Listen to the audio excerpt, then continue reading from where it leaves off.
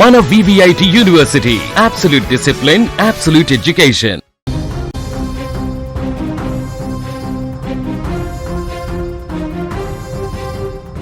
తెలుగు రాష్ట్రాల వాతావరణం ఇప్పుడు ఊహించని మలుపు తిరిగింది. నిప్పులు చెరిగే ఎండలు ఒకవైపు, ఉరుముల మెరుపులతో కూడిన అకాల వర్షాలు మరోవైపు ప్రజలను ఉక్కిరిబిక్కిరి చేస్తున్నాయి. సాధారణం కంటే ఎక్కువ ఉష్ణోగ్రతలు నమోదవుతుండటంతో జనం విలవిల్లాడుతున్నారు. భారత వాతావరణ శాఖ విడుదల చేసిన తాజా నివేదిక ప్రకారం నేడు మంగళవారం మే 26న పరిస్థితి మరింత తీవ్రంగా ఉండే అవకాశం ఉంది. ఎండల తీవ్రత పెరగడంతో పాటు సాయంత్రం వేళ బలమైన ఈదురుగాలులతో కూడిన వర్షాలు కురిసే ప్రమాదం పొంచి ఉంది. ప్రజలు అప్రమత్తంగా ఉండాలని వాతావరణ కేంద్రం స్పష్టం చేస్తోంది. తెలంగాణలో ఎండల సెగ గరిష్ట స్థాయికి చేరింది. రాష్ట్ర వ్యాప్తంగా సాధారణం కంటే 4 డిగ్రీల వరకు ఉష్ణోగ్రతలు ఎక్కువగా నమోదయ్యే అవకాశం ఉంది. జయశంకర్, భూపాలపల్లి, ములుగు, భద్రాద్రి కొత్తగూడెం, ఖమ్మం, కొమురం భీం, ఆసిఫాబాద్, మంచిర్యాల, కరీంనగర్, పెద్దపల్లి, నల్గొండ, సూర్యాపేట, మహబూబాబాద్, వరంగల్, హన్మకొండ, జగిత్యాల, రాజన్న సిరిసిల్ల, జనగామ జిల్లాల్లో తీవ్రమైన వడగాల్పులు వీస్తాయని వాతావరణ శాఖ హెచ్చరిస్తోంది. ఈ జిల్లాలకు ఇప్పటికే అధికారులు ఆరెంజ్, ఎల్లో అలర్ట్లను జారీ చేశారు. ఉత్తర, తూర్పు తెలంగాణ జిల్లాలో ఉష్ణోగ్రతలు 44 డిగ్రీల వరకు చేరుకునే సూచనలు ఉన్నాయి.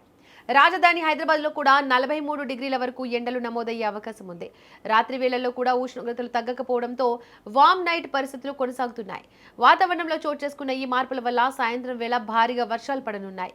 హైదరాబాద్ తో పాటు వికారాబాద్, సంగారెడ్డి, మెదక్, కామారెడ్డి, మహబూబ్ నగర్, నాగర్ కర్నూల్, వనపర్తి, జోగులాంబ, గద్వాల జిల్లాల్లో ఉరుముల మెరుపులతో కూడిన జల్లులు కురుస్తాయి. ఈ సమయంలో గంటకు 50 కిలోమీటర్ల వేగంతో బలమైన ఈదురుగాలులు వీచే అవకాశం ఉంది. పాత భవనాలు, విద్యుత్ స్తంభాల వద్ద జాగ్రత్తగా ఉండాలని అధికారులు హెచ్చరిస్తున్నారు. ఆంధ్రప్రదేశ్ పరిస్థితి కూడా ఏమాత్రం భిన్నంగా లేదు. ఎండలతో పాటు గాలిలో తేమ ఎక్కువగా ఉండడం వల్ల ప్రజలు తీవ్రమైన ఉక్కపోతకు గురవుతున్నారు. రాయలసీమ, ఉత్తర కోస్తా జిల్లాలో ఎండ ప్రభావం ఎక్కువగా ఉంటుంది. కర్నూలు, నంద్యాల, వైఎస్ఆర్, కడప, అనంతపురం, శ్రీ సత్యసాయి జిల్లాలో 43 డిగ్రీల వరకు ఉష్ణోగ్రతలు నమోదవుతున్నాయి.